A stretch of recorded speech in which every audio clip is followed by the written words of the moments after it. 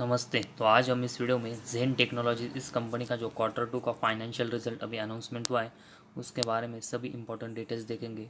तो इस quarter result में कंपनी के जो नंबर्स है वो सभी लैक्स में मेंशन किए हैं, तो उसको हम डायरेक्टली करोड़ में कन्वर्ट करके देखेंगे ताकि क्वार्टर रिजल्ट एकदम आसानी से समझ में आए। तो सबसे पहले हम इस क्वार्टर रिजल्ट में कंपनी का टोटल इनकम के बारे में इंफॉर्मेशन देखते हैं।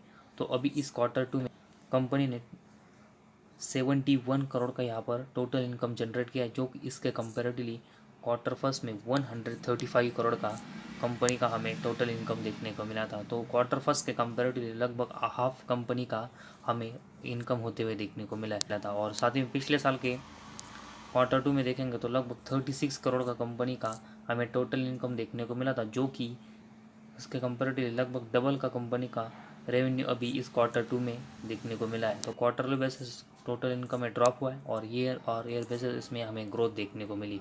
तो इस टोटल इनकम में जो क्वार्टरली बेसिस गिरावट हुई है और ईयर बेसिस टोटल इनकम बढ़ा है, उस वजह से नेट प्रॉफिट और अर्निंग पर शेयर के नंबर्स के ऊपर क्या इम्पैक्ट पड़ता है वो भी हमें देखना पड़ेगा।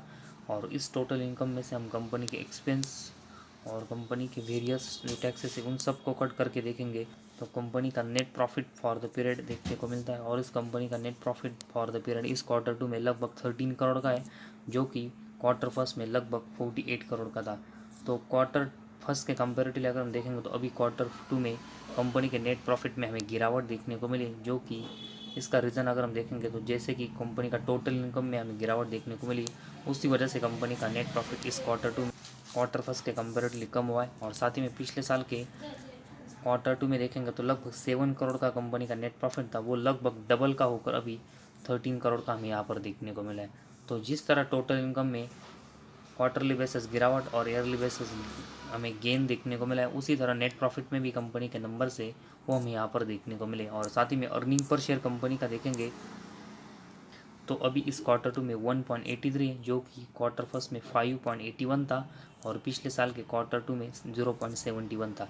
तो ईयर और बेसिस लगभग डबल का कंपनी का ईपीएस हुआ है, लेकिन क्वार्टरली बेसिस देखेंगे तो बड़ी गिरावट हमें अर्निंग पर शेयर में यहाँ पर देखने को मिली।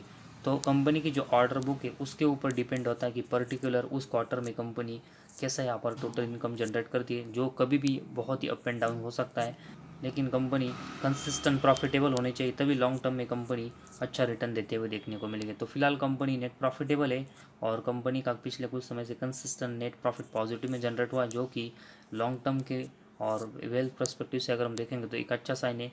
लेकिन बीच बीच में कंपनी के जो ऑर्डर बुक है वो थोड़ी सी अप एंड डाउन होती रहेगी, उस वजह से कंपनी के नंबर्स में भी हमें अप एंड डाउन देखने को मिल सकते हैं। तो ऐसे में अगर कंपनी के शेयर में गिरावट होती है तो हमें उस समय यहाँ पर कंपनी में एक अच्छी इन्वेस्टमेंट यहाँ पर करनी चाहिए।